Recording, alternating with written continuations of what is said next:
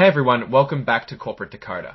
Today we're diving into Nature's Miracle Holdings' recent filing. And let's just say, after seeing these numbers, I'm starting to wonder, is a financial miracle needed here? This report paints a picture of a company struggling with profitability amidst ambitious expansion plans. We'll break down the key financial figures, examine the risks they face, and see if Nature's Miracle can turn things around. If you want to discuss the filings, join our Discord community in the description below. First up, let's address the elephant in the room. The going concern warning. This means the company's own management has substantial doubt about whether it can stay afloat for the next year.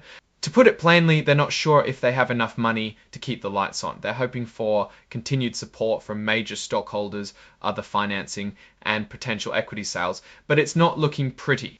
So revenue took a massive hit, down almost 50% compared to the same period last year. That's like losing half your customers overnight. The report blames cash constraints that restricted inventory purchases. So what's the reason behind it? What we can see is that they don't have the money to buy enough inventory. Alright, so let's talk about expenditures. Surprisingly, it decreased by around 50% between the quarters. Meanwhile, administration decreased slightly. So overall, they are spending less money on admin, but the cost of revenue savings is not a good thing because they are spending less simply because they don't have anything to sell. Another hit for Nature's Miracle is credit losses, with provisioning increasing by over 300%. This means they expect that bad debts will increase this quarter relative to last year. So a further squeeze will be put on the balance sheet despite a decline in expenditures. Now things start to get interesting. Soil interest costs almost tripled, a result of the number of recently instated borrowing. This almost negates the cost cutting done across administration that we spoke about earlier. This means a substantial portion of the revenue's income is going towards servicing debt. On a slight positive note, we have a big saving of $1 million on non-cash finance expense. This essentially means some very expensive fees from earlier acquisitions, including the public merger, dropped off the scroll. Next, our loss grows. Political loss grows. All this leads us to the bottom line. They lost over $2 million, nearly 200% return on revenue. To get the cash they need, Nature's Miracle entered into a deal with an investor, GHS Investments, giving these selling stockholders the possibility to offer up to 60M shares of common stock. Sounds like a fire sale. But here is the kicker. This is not a guarantee on their end. They can basically refuse the equity purchase at any time. This is probably the only power that Nature Miracle has which they can enact against the investors, because according to PFA, GHS is now allowed to own no more than 4.99% of the total outstanding common stock. Excluding stock it sells before.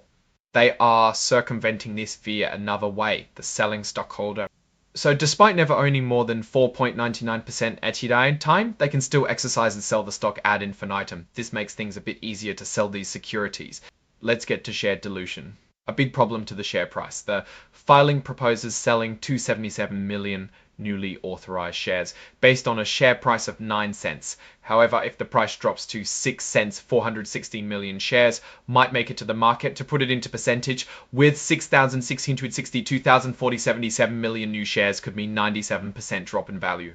As always, the MD&A wouldn't be complete without the risk factors, including all potential problems that the company might face. It shows a lack of internal control over financial reporting, essentially saying they might not be able to report their finance correctly or on time.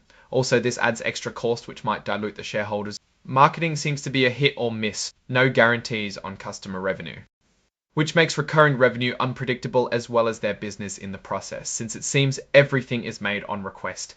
Environmental regulations may kill the grow.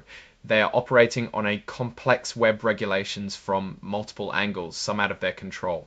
A regulation may make them lose a bunch of the sales. Brand reputation is important, and theirs might be in jeopardy. That affects consumer trust, potentially triggering market share and value decrease.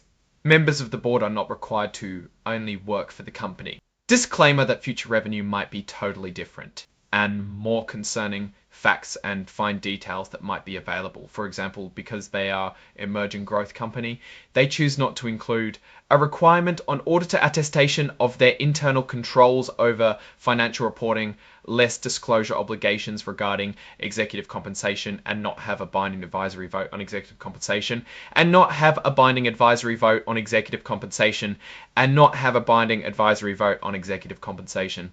Lastly, the most important risk factor, all this potential positive cash from the equity purchase might make people want to sell, leading to a death spiral. As minor financial advisor, that's a disclaimer from our side. Overall, it is not looking good to Nature Miracle Holding Inc. And there is no sign of it turning over. And those are the things that I thought of after reading this document. What do you guys think is the turning point for this company? It did go quite downhill pretty badly. Let me know in the comments. Otherwise, if you like this video and like to stay tuned for my next corporate breakdown, feel free to give those like and subscribe button a smashing.